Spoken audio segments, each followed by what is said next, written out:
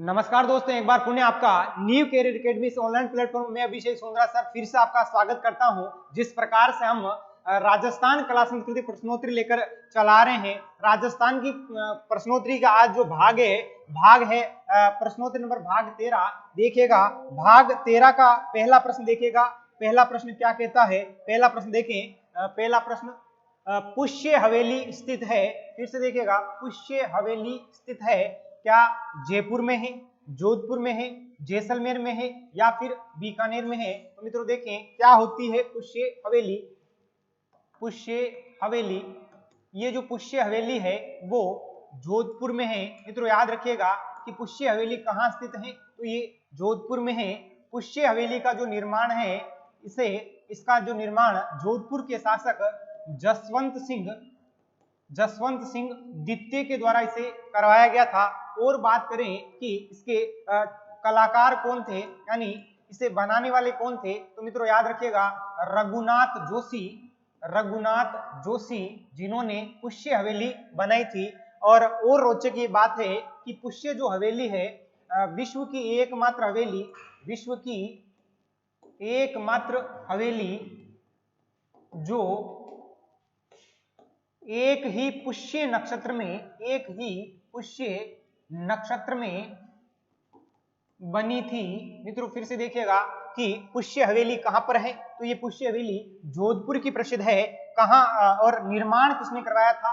निर्माण इसका जसवंत सिंह द्वितीय के द्वारा करवाया जाता है। इसके जो कलाकार थे वो थे रघुनाथ जोशी। और इसकी विशेषता यह है कि विश्व की एकमात्र हवेली जो एक ही नक्षत्र में बनी थी वो पुष्य नक्षत्र में बनी थी, और उस हवेली का नाम है पुष्य हवेली। और दोस्तों आपको अच्छा लगे तो इसे लाइक करें, शेयर करें और सब्सक्राइब करें। देखिएगा पहले प्रश्न का जो राइट आंसर होगा, पुष्य हवेली स्थित है तो ये जोधपुर में स्थित है। बढ़ते हैं अगले प्रश्न की ओर। अगला प्रश्न देखिएगा, दूसरा प्रश्न क्या कहता है? करणी माता के पुजारी को कहा जाता है। करणी माता के पुजारी को क्या कहा जाता है? मित्रों कला संस्कृति में शब्दकोश पूछा जाता है, शब्द अनेक पूछे जाते हैं, जिनमें से ये अच्छे शब्द देखिएगा, चिरजा, बारीदर्जी, गढ़ऊ या संघऊ। फिर से देखें, क्या करणी माता के पुजारी को कहा जाता है? क्या चिरजा कहा जाता है, बारीदारजी कहा जाता है, गढ़ऊ कहा जाता है या फिर संघऊ कहा जाता है? तो देखें चिरजा क्या होता है। चिरजा करणी माता की जो मुख्य आरती होती है, मुख्य आरती जिसे चिरजा कहा जाता है, जिसे क्या कहा जाता है? तो चिरजा क्या होती है? तो ये मुख्य आरती होती है। फिर देखिए बारीदारजी क्या होता है? ये जो बारीदारजी है वो करणी माता के पुजारी जिसे क्या कहा जाता है? बारीदारजी कहा जाता है। फिर है गढ़ऊ क्या होता है? तो देखें करणी माता की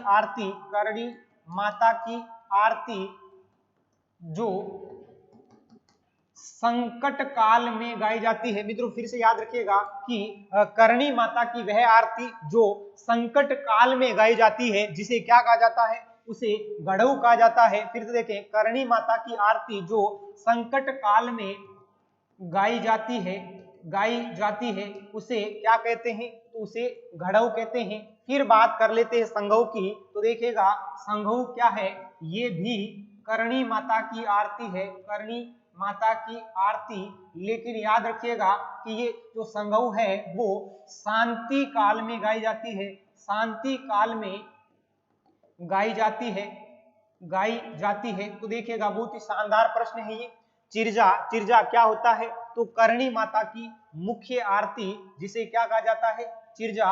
फिर है बारीदारजी, और बारीदारजी क्या होता है? तो ये करणी माता की जो पुजारी है उसे बारीदारजी कहा जाता है। फिर है घड़ऊ क्या होता है? तो देखें करणी माता की आरती, लेकिन यह आरती संकट काल में गाई जाती है। फिर है संघऊ, ये भी आरती का ही रूप है, लेकिन करणी माता की ये आरती शांति काल में गाई जाती है। फिर से देखिएगा करणी माता के पुजारी को कहा जाता है, तो यहाँ पर फिर से देखिए क्या कहा जाता है? तो इसका जो राइट आंसर वो 2 होगा, बारीदारजी। बढ़ते हैं अगले प्रश्न की ओर।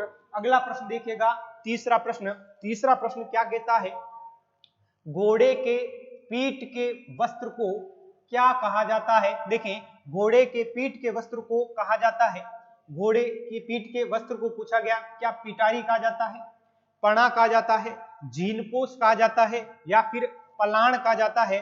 मित्रों देखिएगा, ये जो घोड़ा है, घोड़े के पीठ के वस्त्र को जीर्णपोश कहा जाता है। याद रखिएगा कि घोड़े के पीठ के ऊपर जो सजावट के लिए पीठ के ऊपर वस्त्र लगाया जाता है उसे क्या कहते हैं, तो उसे जीर्णपोश कहा जाता है। बात कर लेते हैं पिटारी की। पिटारी की बात करें तो देखिएगा, आपने देखा होगा सांप पकड़ने के लिए सांप की बांस की टोकरी, जिसे क्या कहा जाता है, पिटारी। पणा क्या होता है मित्रों, याद रखिएगा, तालाब के पेंदे की चिकनी मिट्टी को क्या कहा जाता है, तो उसे पणा कहा जाता है। इसी मिट्टी को लेकर के महिलाएं कच्चे घरों पर, कच्ची दीवारों पर नीपना करती है, वही शब्द है ये पणा। पणा क्या होता है, तो ये तालाब के पेंदे की चिकनी मिट्टी, जिसे क्या कहा जाता है, पणा कहा जाता है। पिटारी क्या होता है, तो सांप को रखने की जो बांस की टोकरी होती है उसे पिटारी कहते हैं। अगला है जीनपोश क्या होता है, तो घोड़े के पीठ के वस्त्र को क्या कहा जाता है, जीनपोश कहा जाता है। फिर है अगला बड़ा पलाण क्या होता है, तो देखिएगा, ऊंट की पीठ पर लकड़ी का आसन, जिसे क्या कहा जाता है, पलाण कहा जाता है। इस प्रकार से इसका तीसरे का जो राइट आंसर होगा वो होगा जीनपोश, यानी जीनपोश, घोड़े के पीठ के वस्त्र को जीनपोश कहा जाता है। बढ़ते हैं अगले प्रश्न की ओर। अगला प्रश्न देखिएगा, चौथा प्रश्न बहुत ही शानदार प्रश्न है। मातृकुंडिया मेले का आयोजन होता है, क्या इस मेले का आयोजन माघ पूर्णिमा को होता है, वैशाख पूर्णिमा को होता है, श्रावण पूर्णिमा को होता है, या फिर कार्तिक पूर्णिमा को होता है। बहुत ही शानदार प्रश्न है ये। देखिएगा, माघ मास की जो पूर्णिमा है, इस दिन आपको याद रखना है कि माघ मास की पूर्णिमा को वेणेश्वर धाम डूंगरपुर में मेला लगता है, जिसे आदिवासियों का कुंभ कहते हैं। आदिवासियों का कुंभ का मेला कहते हैं। मित्रों याद रखिएगा कि माघ मास की जो पूर्णिमा है, इस दिन कहाँ मेला लगता है, तो वेणेश्वर धाम डूंगरपुर में मेला लगता है, जिसे क्या कहा जाता है, जिसे आदिवासियों का कुंभ का मेला कहते हैं। अगला जो ऑप्शन है वो है वैशाख पूर्णिमा। वैशाख पूर्णिमा के दिन मातृकुंडिया रासमी चित्तौड़गढ़ में, मित्रों याद रखिएगा, रासमी चित्तौड़गढ़ में यहाँ पर मेला लगता है। और इसी मातृकुंडिया को मेवाड़ का हरिद्वार कहा जाता है। मित्रों याद रखना कि मेवाड़ का हरिद्वार किसे कहा जाता है, तो मातृकुंडिया को मेवाड़ का हरिद्वार कहते हैं। और इसी दिन ही मातृकुंडिया रासमी चित्तौड़गढ़ में वैशाख पूर्णिमा के दिन मेला लगता है। और बात कर लेते हैं अगली श्रावण पूर्णिमा की। तो मित्रों याद रखें, श्रावण पूर्णिमा के दिन रक्षाबंधन मनाई जाती है। मित्रों याद रखिएगा, रक्षाबंधन कब मनाई जाती है, तो ये श्रावण पूर्णिमा के दिन मनाई जाती है। और इसी रक्षाबंधन के दिन ही नारियल पूर्णिमा भी मनाई जाती है। मित्रों याद रखिएगा कि नारियल पूर्णिमा कब मनाई जाती है, तो ये श्रावण पूर्णिमा के दिन नारियल पूर्णिमा भी मनाई जाती है। अगला जो ऑप्शन है वो है कार्तिक पूर्णिमा। मित्रों याद रखिएगा, कार्तिक पूर्णिमा के दिन राजस्थान में बड़े बड़े दो मेले लगते हैं। एक है पुष्कर का मेला जो ब्रह्मा जी का मेला है, ये भी किस दिन लगता है, ये कार्तिक मास की पूर्णिमा पे लगता है, जिसे राजस्थान का रंगीला मेला कहते हैं। और लगता है कार्तिक मास की पूर्णिमा के दिन ही। तो देखिएगा, कार्तिक पूर्णिमा के दिन कपिल मुनि का मेला ये लगता है कोलायत में, और कोलायत बीकानेर में इसका मेला लगता है कपिल मुनि जी का। और याद रखिएगा, जो कपिल मुनि जी है, इनकी जो जन्मभूमि वो होती है पुष्कर, जबकि कर्म जो भूमि है वो है कोलायत।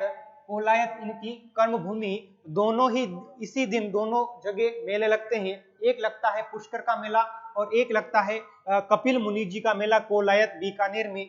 इन कपिल मुनि को सांख्य दर्शन का प्रवर्तक भी माना जाता है। इधर याद रखिएगा, सांख्य दर्शन के जो प्रवर्तक है वो किसे माना जाता है, तो वो कपिल मुनि जी को माना जाता है। फिर से देखिए, बहुत ही शानदार प्रश्न है ये। मात्र कुंडिया मेले का आयोजन होता है, तो मात्र कुंडीय मेला का आयोजन क्या माघ पूर्णिमा को होता है? नहीं होता है, क्योंकि इस दिन वेणेश्वर धाम डूंगरपुर में मेला लगता है, जिसे आदिवासियों का कुंभ का मेला कहते हैं। क्या वैशाख पूर्णिमा को लगता है? नहीं, क्योंकि इस दिन मात्र कुंडिया रासमी चित्तौड़गढ़ में मेला लगता है, जिसे मेवाड़ का हरिद्वार कहा जाता है।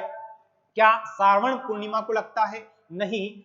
देखें, इस दिन कहाँ लगता है, तो ये रक्षाबंधन नारियल पूर्णिमा होती है। कार्तिक पूर्णिमा के दिन पुष्कर में ब्रह्मा जी का मेला लगता है और कपिल मुनि जी का मेला कोलायत बीकानेर में कार्तिक पूर्णिमा के दिन लगता है। इस प्रकार से इसका जो राइट आंसर होगा वैशाख पूर्णिमा, यानी वैशाख पूर्णिमा के दिन मात्र कुंडिया रासमी चित्तौड़गढ़ में मेला लगता है। इसका जो राइट आंसर वो है 2। बढ़ते हैं अगले प्रश्न की ओर। अगला प्रश्न देखिएगा, 5वां प्रश्न, भोजन थाली मेला लगता है। बहुत ही विचित्र प्रश्न है, देखिएगा, भोजन थाली मेला कहाँ लगता है? क्या भोजन थाली मेला जोधपुर में लगता है, कामा डीग में लगता है, या मुकाम बीकानेर में लगता है, या फिर विजयनगर अनूपगढ़ में लगता है? देखिएगा मित्रों, क्या होता है भोजन थाली मेला? भोजन थाली मेला, ये जो मेला है वो लगता है भाद्रपद शुक्ल पंचमी को, यानी भाद्रपद शुक्ल पंचमी के दिन ये मेला लगता है। और लगता कहां पर है, तो ये कामा डीग जिले में लगता है। ये कामा पहले भरतपुर में था, अभी नवीनतम जिले के रूप में देखें तो ये कामा डीग में लगता है। और किस दिन लगता है, तो ये भाद्रपद शुक्ल पंचमी के दिन लगता है। फिर से देखेगा, भोजन थाली मेला लगता है तो ये कामा डीग में लगता है। इसका जो राइट आंसर होगा वो होगा 2। बढ़ते हैं अगले प्रश्न की ओर। अगला प्रश्न देखिएगा, 6वां प्रश्न, निम्न में से कौन सा चित्रकार अलवर शैली की, यहाँ पर अलवर शैली पूछी गई, अलवर शैली की चित्रकला से संबंधित नहीं है? फिर से देखिएगा, निम्न में से कौन सा चित्रकार अलवर शैली की चित्रकला से संबंधित नहीं है? तो देखें, क्या जमुना दास, बक्साराम, एस के मूलर, या फिर नंदराम? तो देखिएगा, अलवर शैली मित्रों याद रखिएगा, अलवर शैली का जो प्रारंभ है, प्रारंभिक देखिएगा, ये प्रताप सिंह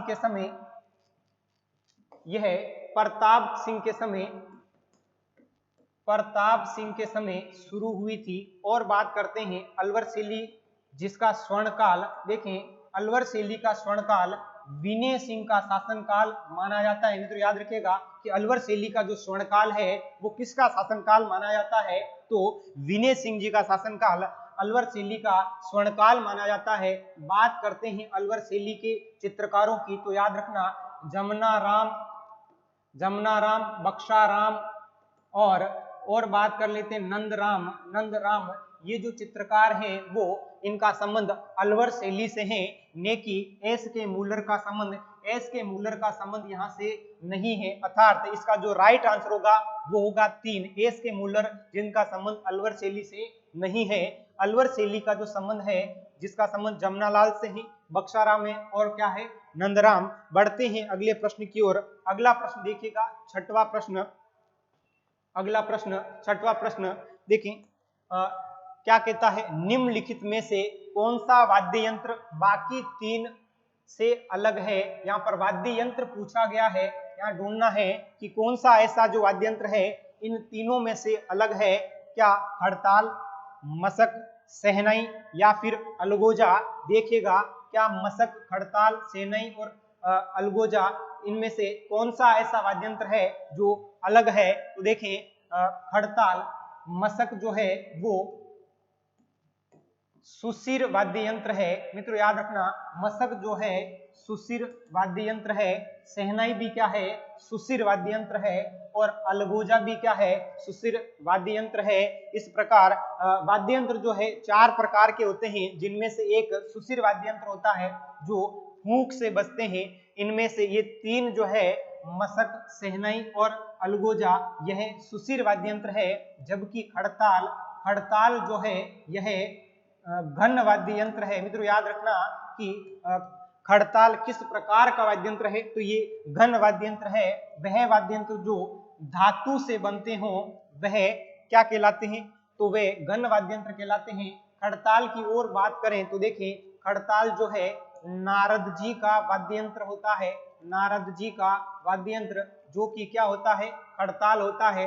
राजस्थान में खड़ताल का जादूगर किसे कहा जाता है, मित्रों याद रखना कि राजस्थान में खड़ताल का जो जादूगर है वो सदीक खां मांगणियार को माना जाता है। सदीक खां मांगणियार को क्या कहा जाता है, तो याद रखना इसे खड़ताल का जादूगर कहा जाता है। जबकि बात कर लेते खड़ताल किनका वाद्य यंत्र है, तो ये नारद जी का क्या है, वाद्य यंत्र है। इस प्रकार से इन 4 ऑप्शन में जो सबसे अलग है वो है खड़ताल, क्योंकि ये जो 3 है वो सुशिर वाद्य यंत्र है और खड़ताल क्या है, घन वाद्य यंत्र है। इस प्रकार से 7वें प्रश्न का जो राइट आंसर होगा वो होगा पहला, खड़ताल। बढ़ते हैं अगले प्रश्न की ओर। अगला प्रश्न देखिएगा, कुचामणी ख्याल के प्रवर्तक है, कुचामणी ख्याल के प्रवर्तक है क्या शाह अली है, तेज कवि है, लच्छी राम जी है, या फिर नानू राम है। तो देखिएगा कौन है कुचामणी ख्याल के प्रवर्तक। मित्रों देखें, कुचामणी ख्याल यह कुचामण की प्रसिद्ध है, कुचामण की प्रसिद्ध है।